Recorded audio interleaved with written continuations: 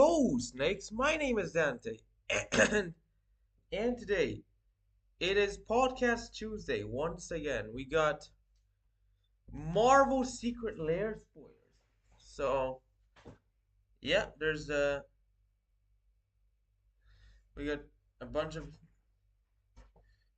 new cards and as well as some reprints that are Marvel themed now. But we're getting Marvels, so we're getting Marvel cards in Secret Lair drops before we get our actual Spider-Man set that's coming soon. I mean, MTG.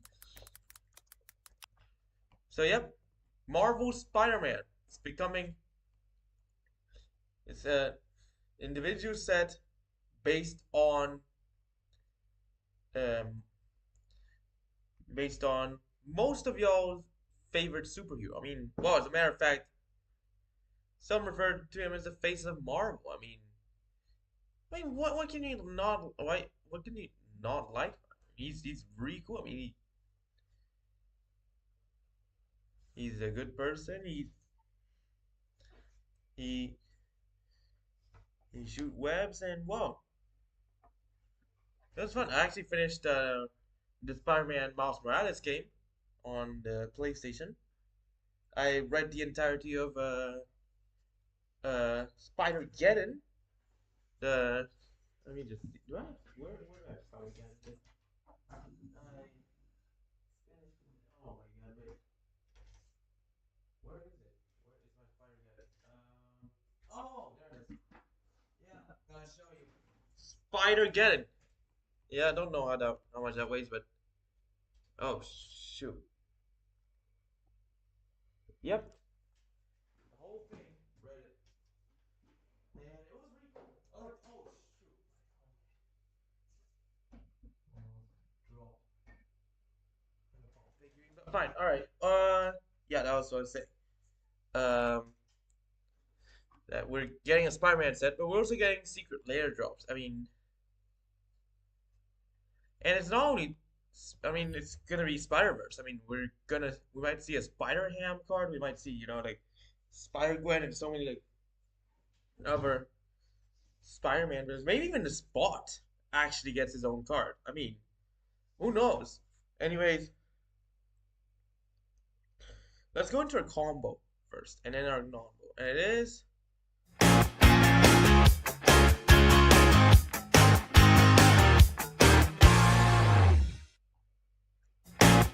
We got Yigra and two Cauldron Familiars. One of them in the battlefield, one in the graveyard.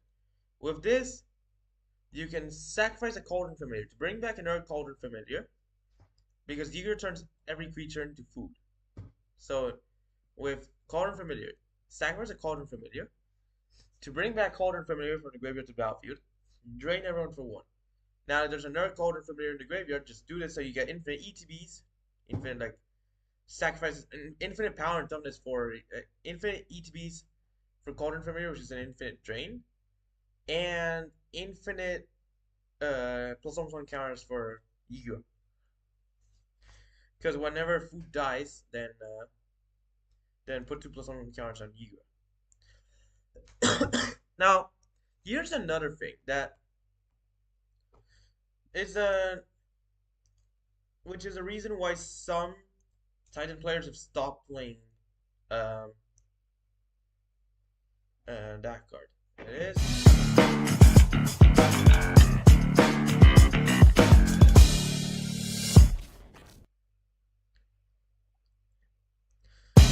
So after having read a bit more of Spelunking, the rulings state that if you have a land that clearly says like enters tapped, you can choose to either apply the enters tapped or enters untapped um, replacement effect. So Splunk, but the thing and Amulet Vigor is that when a land enters and permanent enters tapped under your control, you can untap it. So if if you have multiple Amulets of Vigor, then you would prefer the enters tapped effect for lands that have the ability to enter tapped. And well, um, Spelunk. So and spelunking does not stack. So it's like they just enter untapped. So if you have like one spelunking, one ambient vigor, doesn't really change which one you do. If you have like, or if you have spelunking, no ambient vigor, I mean, but if you have spelunking, two amulets of vigor, you're not gonna use the spelunking. I mean, you're gonna start using the amulets. But however, there are still some cards that get affected by spelunking. Like for example, Primeval Titan itself and Cultivator Colossus. Oh, and also Lumra, if I remember correctly. These cards put lands back to the battlefield tapped, or put or from the hand or from they put lands to the battlefield tapped. So with a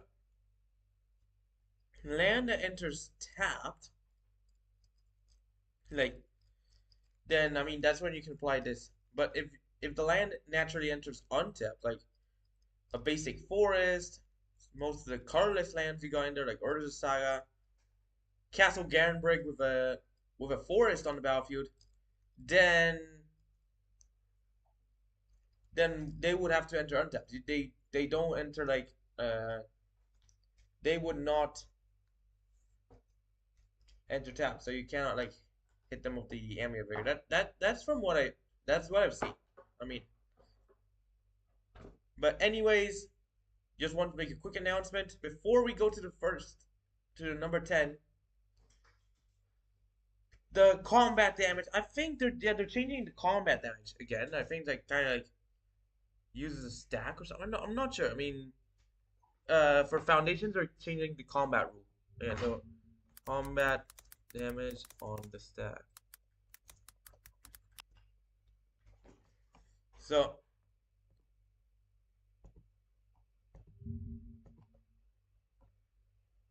yeah, there's a yeah, they changed a combat damage rule.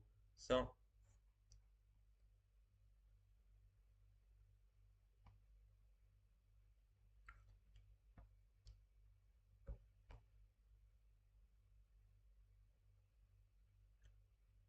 so 6th edition introduced combat damage on the stack. M10 removed combat damage on the stack, and now there's like a new combat damage rule. Like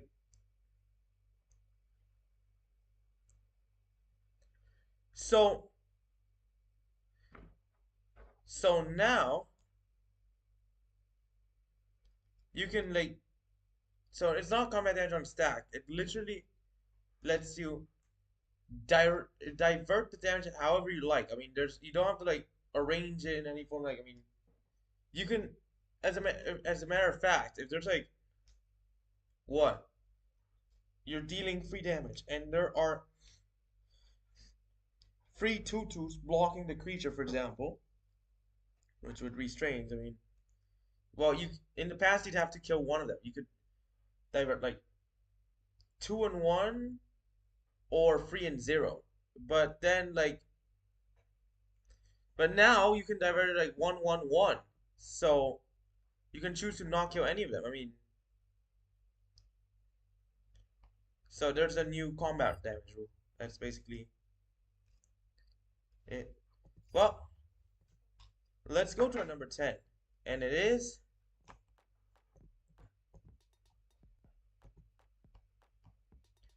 Earth's Mightiest Emblem, which is the Arcane Signet. This is the promotional card, a bonus card that you can get when you order one of these Secret Lair drops. It is an Arcane Signet, so 2 mana artifact that taps for 1 mana of any card in your commander's color identity. Earth's Mightiest Emblem for Earth's Mightiest Heroes.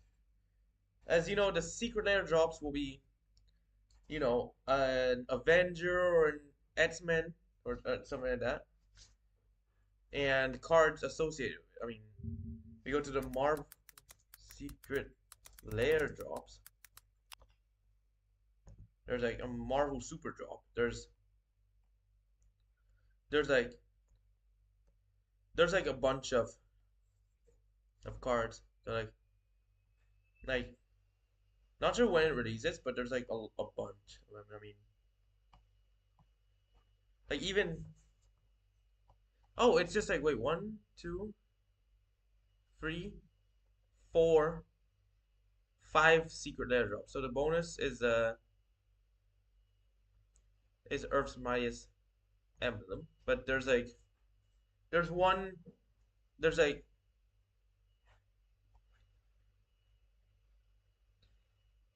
yeah. Let's go to our number 9. And we got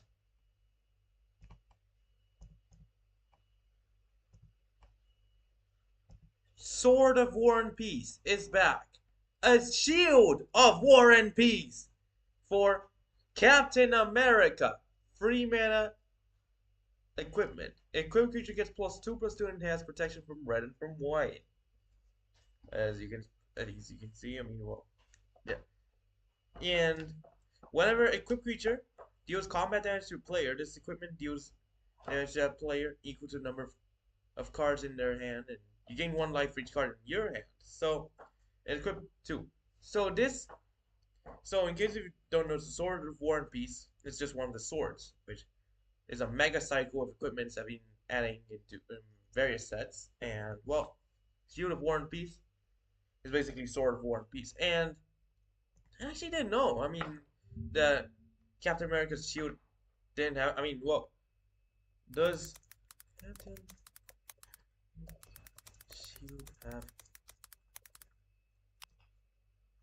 So there's like no there's no uh like his shield doesn't have a nickname or any or name at all. I mean, it's not like Forza Mjolnir. But I mean, to be fair, maybe we won't get a Mjolnir card because there is already a Mjolnir from Assassin's Creed. I didn't even remember this existed, but apparently there's a Mjolnir from Assassin's Creed. I'm guessing it's from the Valhalla game, but yeah, it's not like you can only equip it to worthy creatures, but when it enters, you can directly attach it to a legendary creature, and hey, it's not bad. I mean, but it's not the Marvel Mjolnir. Cause you know the thing is Mjolnir. If I remember, uh, uh, if if if I remember correctly, it's not. It doesn't. It's doesn't have that worthiness thing. It's like it's uh it's it's just Thor's hammer, but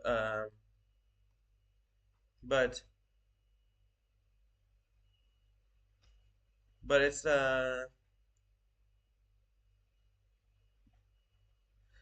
not like worthiness. It's just if I remember correctly, it's just that the hammer is like very heavy. I think. I mean, let me just check that because I'm not because I don't know. That's what I've heard. I mean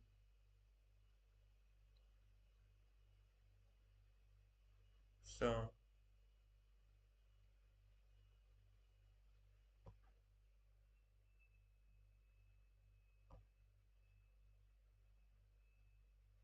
yeah, it's like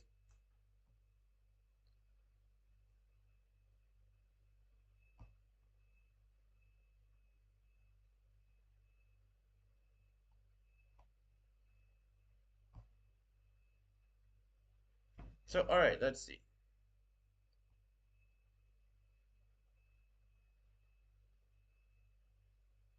Hmm. All right, that's interesting. But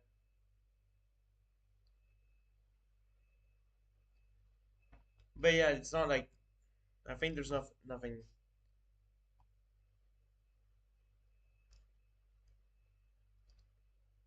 Oh darn. Well, never mind. So yeah, it's not.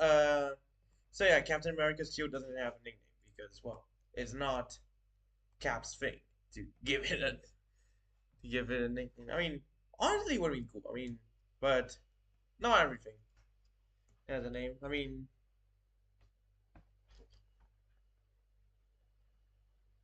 let's go to our number 8. And we got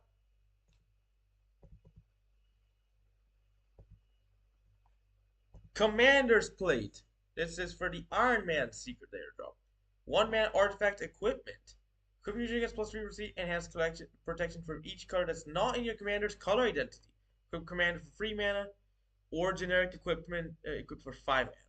Well, it's another command. So these secret lair drops are meant for commander because, as you can see, I mean, as a matter of fact, this is actually used in legacy because since you don't have a commander in legacy, if I remember correct, if I uh uh commander's plate without a commander. So, oh, wait, no. Oh, grants no protection abilities. Okay, never mind. Then why did I? Then did I see a legacy deck use commander's plate? Maybe I'm wrong, but I mean never. Because it's better if you play in commander. Because if you equip it to commander, it's cheaper. But I mean this is useless with Wooburg commanders. But with colorless commanders like Zulodog or stuff, that's actually something different. I mean, so yeah, but if you don't have a commander, then yeah, that does not work. Sorry guys. I mean, so yeah, let's go to our number 7, and it is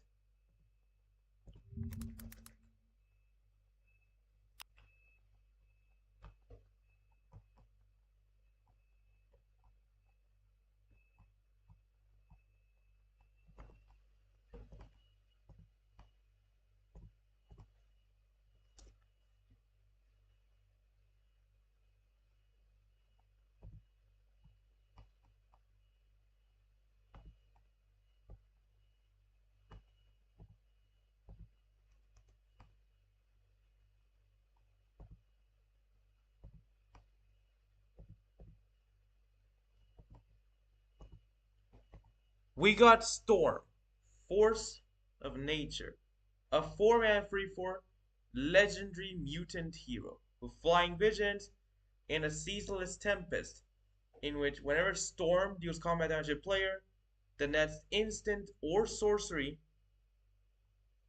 uh, you cast this turn has Storm. So yeah, Storm literally makes a good Storm commander because she literally grants a spell Storm if she hits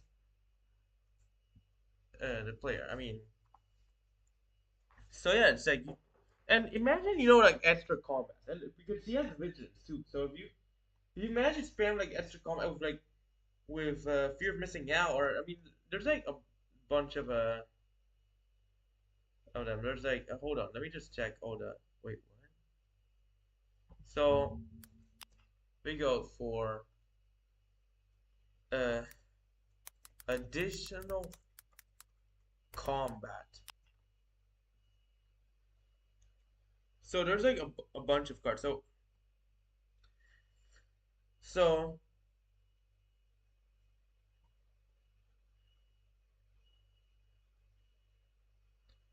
there's like hmm,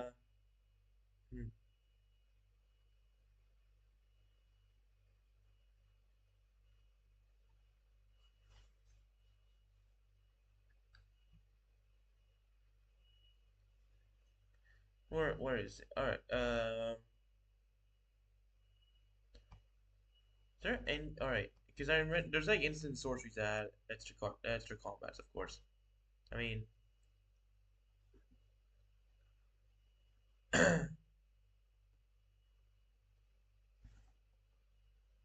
where? Where is Fury of the Horde? That's one, cause which is even better, cause if you can add an additional combat step followed by an additional main phase, then that's good. I mean, cause some cards that that add an additional combat step, they usually like I mean that don't add an additional main phase is because they happen during the combat because straight after combat there's another combat step. But if you do it on the main phase, I mean, if you add an additional combat step and you don't add an additional main phase, then that's it. After combat, you go straight to end step. So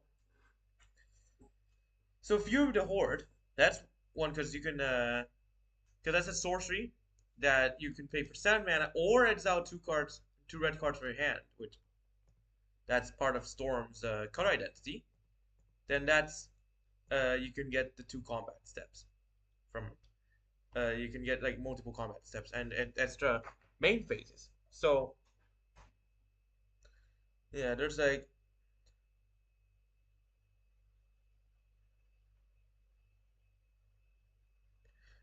great train heist.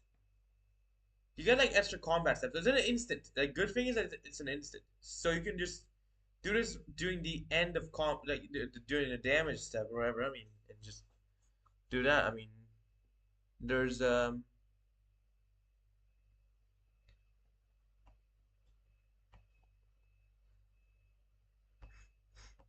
yeah. I mean, well, last night together, but the only issue is that you can only attack uh with those creatures, but still that adds an extra combat stuff. You can do it with Storm.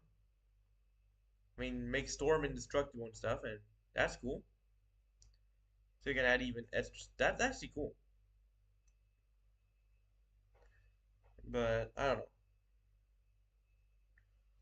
because but the thing is that you're gonna need to have something to refill the mana between combats and main phases if you want to keep on spamming spells like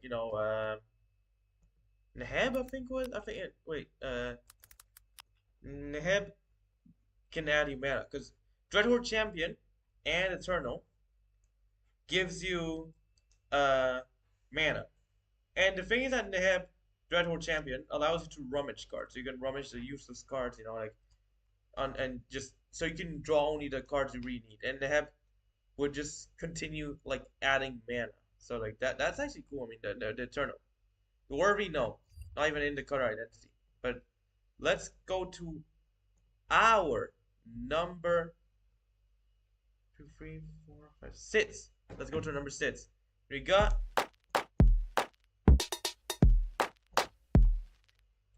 Classic Soul Ring, Commander Classic, 1 mana artifact that adds 2 mana. And this is, Tony Stark's reaction core, which is arc react, whatever. So it, so yeah, he used it of course to save his life, but well, it's also what he used, to use his suits. I mean, I'm guessing that's how he is capable of piloting his own suits. I'm guessing. I don't know. I mean, maybe I'm wrong on this, but there's like, but yeah, Soul Ring, Iron Man Soul Ring. Let's go to our number 5, where we got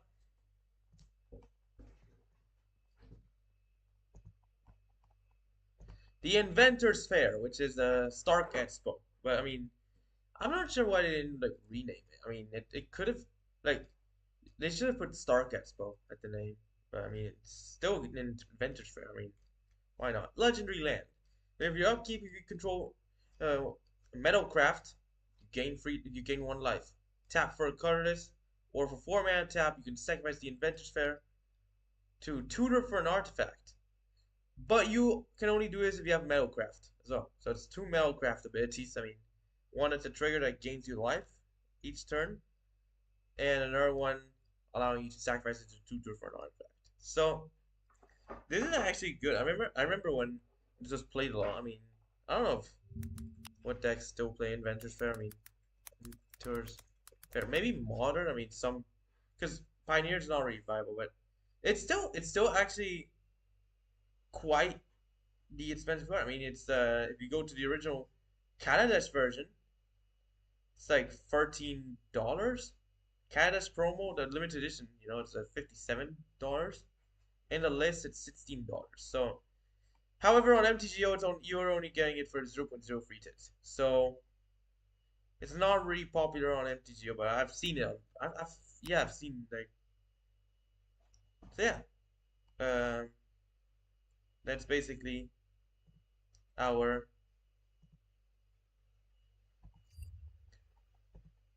number 5. Let's go to the number 4. And it is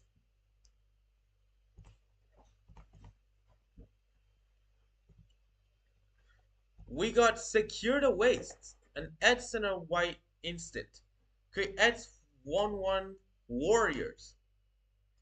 So, yep, that's a Black Panther card. It's part of the, but it's not like so it's not like one of the cards of the from what we see from flavor text. It's not from the Black Panther like T'Challa or Chaka. I mean, whatever. It's from the OG Black Panther. As you can see, it's Bashenga. I mean, they even know. I knew they're like, because the Black Panther, like it's basically like the king of Wakanda or something in Marvel. So like, uh, and yeah, it was actually it's actually cool. I mean, Secure the Wastes is back. I mean, and it's actually really cool because you get lots of like warriors by you can get like a lot of creates you just and plus it's instant speed, so you can like if you have a lot of mana open, the opponent's like attacking, you can just spam a bunch of warriors or even end step. They're not gonna expect it. I mean, it's like flashing in like one of the big creatures, like torrential Gearhulk or something similar. It's like one of those unexpectedly large creatures. I mean, this isn't a very large creature, but it's a large amount of creatures. I mean, that still does quite some damage. Let's go to our number 3, and we got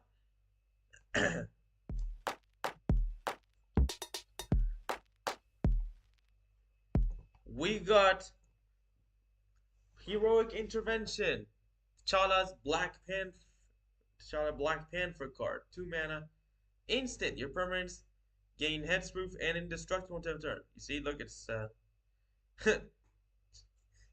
T'Challa the Black Panther attacking in doing his intervention to his claw. So yeah, heroic intervention, really cool. It's fine. It's coming back as a Black Panther card. I mean, honestly, I thought if they well, to be fair, heroic intervention is a green card. I mean, it doesn't go in Captain America's color identity, but still, I mean, I mean, this could also go with like any Marvel superhero. Maybe if since this is a green card, I mean, this works with Black Panther, but I think this also works with like uh Wolverine. Let me just see. Wait, where's Wolverine? That is also a green card, and it also works with Storm. So yeah, that actually works. I mean, yeah. Let's go to our number 2, and we got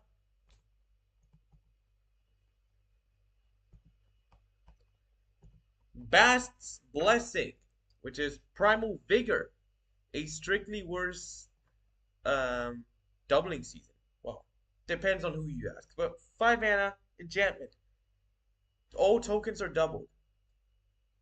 and all counters, all plus 1 from counters are doubled as well. So it's like, so it's objectively worse than doubling season. I mean, if you go for doubling season, it literally, what it does is that it it doubles the tokens, it doubles your tokens, and doubles your counters on permanents. This doubles all the tokens and all the +1/+1 counters. So this is much worse than doubling season. But you know, the thing is, doubling season has always been like a quite the expensive card, so it's not like, so you're not gonna see it like come back so easily. So I mean, doubling season, the OG, you know, the original, it was started in Ravnica City of Guilds as a $44 card, and I mean, came back as a judge promo with a brand new art in 2011, $60. Modern Masters brought back the same art, $43. Then it came back with a brand new art, Battle Bond, for $42. Double Masters, $45 with the OG, well, not the OG, but the Judge promo art, and a showcase version for $78. Commander Masters as well came back for $46 with a $50 etched foil version. I mean, Wilds of Eldraine, in Enchanting Tales, has the showcase at like $213, and the OG at like, no, not the OG, the ordinary one at like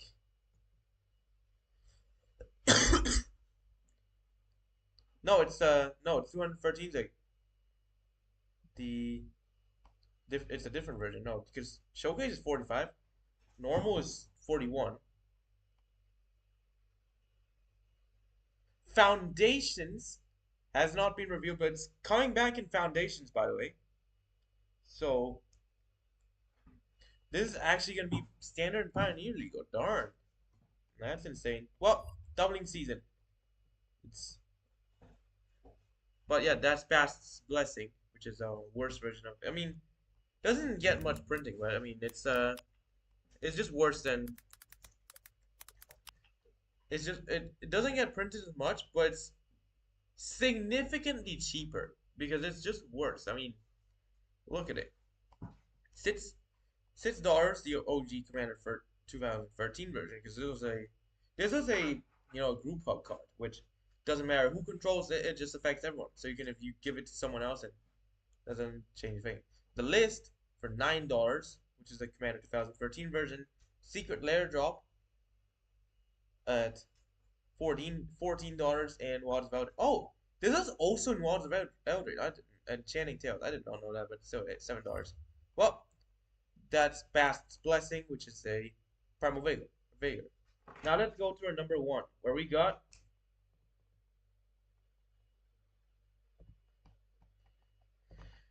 a Wakandan Skyscraper, which is Karn's Bastion.